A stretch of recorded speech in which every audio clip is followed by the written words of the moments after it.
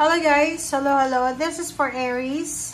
Aries, tingnan natin ang message. And tingnan natin yung tarot reading mo for the month of September and October in terms of money and career. So, tingnan natin Aries. Okay, first card mo Aries is Four of Wands. Next is Two of Pentacles. Okay, next is Ten of Swords. Okay, and Eight of Wands. Okay, Aries. Okay. Eight of Wands, Ten of Swords, Two of Pentacles, and Four of Wands. Aries, sinasabi ng barahan na possible na makatanggap ka ng isang balita, napakabilis. Immediate news, sudden news, napakabilis na balita ito. Na darating sa'yo maybe from far or near places siya. And this news, ay good news siya. Okay, this is a good news. Kasi maybe this is a financial offer. Pwedeng ano to trabaho. Pwedeng dalawang trabaho yung ino-offer sa'yo, Aries. Pwedeng dalawang negosyo yung ino-offer sa'yo. Maybe this is about country na gusto mong puntahan, gusto mong mangibang bansa. So, bibigyan ka ng opportunity ng universe, choices, and decision na pwedeng mamili ka kung saan mo gusto. About finances din, about financial balance, yung mga Aries dito, possible ka na makatanggap ng balita na like marami kang utang siguro or marami kang mga kailangan i-settle financially. And parang Ten of Swords, yung parang ang dami-dami mong sobrang stressful na sa usaping financial. But you have your family. Parang sinasabi ng barahan na may pamilya ka na posibleng tulungan ka para maging balance yung finances mo. Four of Wands, nakikita ko sa'yo dito na there's a good news. Pwedeng makakatanggap ka ng balita from your family, like siblings, relationships, from someone na itinuturing mong pamilya. And that good news is all about money. Lump sum of money, about security. Pwedeng may kapamilya ka na nagbabalak siya na magpatayo ng bahay. Ipatayo yung bahay nyo, like as a family. May kapamilya ka na posibleng magpapakasal, may magba-birthday, may kapamilya ka magpaparenovate ng bahay. So, marami dito na usaping pampamilya na posibleng maririnig mo by the month of September. Or maybe, maybe October. So, nakikita ko sir dito na hindi lang isa, pwedeng lahat ng miyembro ng pamilya ay sobra-sobra silang magiging, parang anong tawag dyan, yung magtutulungan ba? Diba? Helping each other para matapos yung mga goals sa buhay. Parang ganon.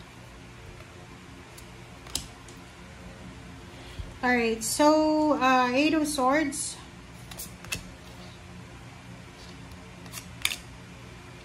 Diba? Ang ganda. Sobrang gaganda ng barahan nyo At sa ilalim mo dito, Seven of Pentacles. So, pwedeng ang tagal mo na Aries na nasa Eight of Pentacles.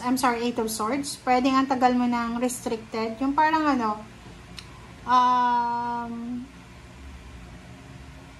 gusto mong mag-apply ng trabaho pero may sakit ka. Or pwedeng hindi ka pwede kasi wala kang mga documents. Parang ganon.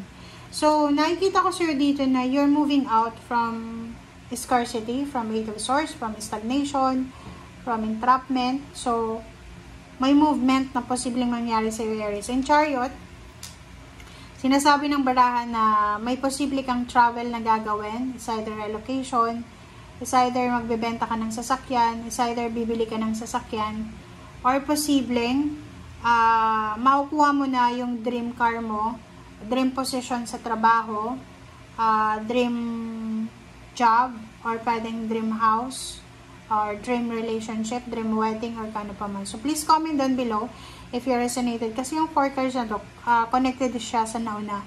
Tingnan mo tong Emperor.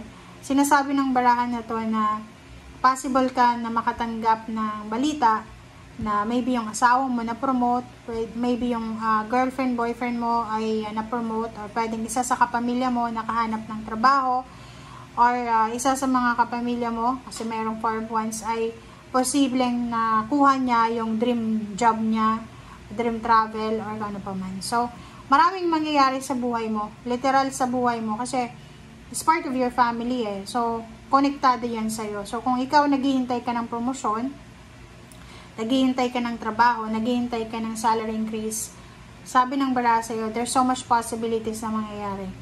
Okay? Sasakyan, transportation, ano ba? Parang sinasabi ng baraha, pwedeng, ang tagal mo nang walang sasakyan, ang tagal mo nang naghihintay sa pera na to para sa ika-cash mo na ba yung sasakyan na yan or kano pa man. So, nakikita natin dito na maraming iba sa inyo na posibleng matupad nyo na yung mga pangarap nyo sa buhay. Okay? Sabi ng Wands and Page of Swords. So, sinasabi ng baraha sa'yo dito na kinakailangan mong proteksyonan kung ano yung meron ka sa ngayon. Kung may trabaho ka sa ngayon, ayusin mo daw yung trabaho mo. Proteksyonan mo siya.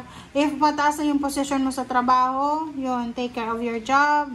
Huwag absent ng absent, huwag pakampante, huwag magtitiwala sa mga tao sa paligid mo because pwede ka nilang traidorin and pwede nilang kumbaga kunin kung ano yung posisyon na meron ka sa ngayon. Mag-iingat din tayo sa mga actions natin. Kung may hawak kayong pera, yun, okay lang mag-celebrate, diba, Aries?